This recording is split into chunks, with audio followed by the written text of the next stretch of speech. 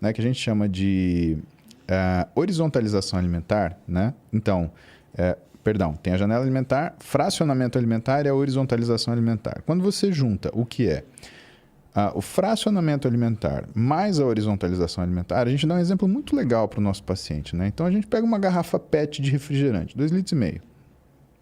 Bom, essa lata de refrigerante, ela tem 310 ml, é isso? 310 ml. Teoricamente, essa lata de refrigerante, ela cabe numa garrafa PET, certo? Mas vamos supor que ela não tenha tampa. E vamos supor que eu quero transferir o conteúdo da lata para a garrafa. E aí, eu pego a lata e faço isso aqui, ó. Ó, até molhei. Bom, a exemplo do que aconteceu aqui, o que vai acontecer se eu virar o conteúdo da lata de uma vez? Muito provavelmente você vai derramar toda essa água e nenhuma água vai cair dentro da garrafa. Por quê? Porque você não fez a conta de uma coisa chamada gargalo. E aparentemente, Sérgio, o que a gente tem é um gargalo na nossa capacidade de absorção e utilização dessa energia. Ah, legal. Então, o processo de emagrecimento, ele conta com duas coisas relacionadas à janela alimentar, que é o fracionamento, ou seja, colocarei uma lata por vez. Porque se eu colocar duas, uma vai estar no buraco errado, ou em buraco algum. Certo. E segundo, a horizontalização, ou seja, eu sempre colocarei de lata em lata. Por quê? Quando você coloca mais caloria do que o seu gargalo permite, de capacidade de assimilação daquela energia, você vai engordar por excesso de caloria. E quando você coloca menos, que é o erro de todo mundo que faz restrição alimentar. É cortar a caloria que você fala. Exatamente. E por que isso é um erro? Né? Isso é um erro porque quando você faz isso, o teu organismo ele entra num modo estresse. E o que ele faz? Ele liga o modo economia de energia. E quando ele liga esse modo economia de energia e ele usa hormônios para fazer isso, esse é um estado que permanece.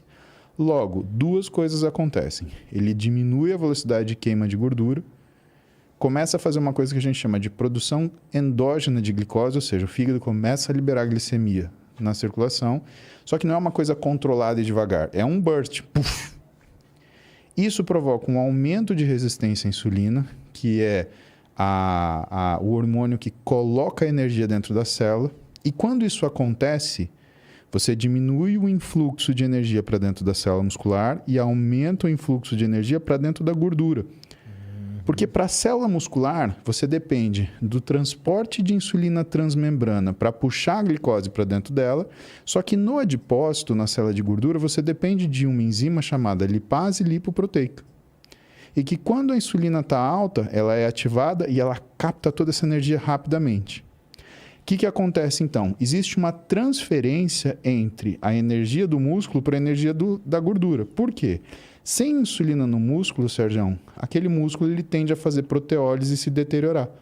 Isso libera energia na circulação, que a lipase lipoproteica ela vai captar e aumentar o adipócito. Isso quer dizer que você engorda quando você come menos também, porque você está transferindo no músculo para a gordura. Assim como quando você come mais, você engorda também. Por quê? Porque você está assumindo ali, né? aquilo que você não consegue metabolizar. Sim. Então, esses dois conceitos, associado ao que é a garrafa de Coca-Cola, é a pessoa compreender que ela tem que comer de forma progressiva e em quantidades semelhantes. Se as pessoas fizessem essas três coisas, Sérgio, todo mundo ia conseguir emagrecer. Mas não, é a história da agonia. Né? Ela tem uma agonia porque ela não se reconhece, ou porque ela não se sente inserida no meio social que ela vive, ou por qualquer outra razão, e ela quer o que resolver? Na pancada, mas não resolve na pancada. Se você dá um soco no seu organismo, ele devolve com uma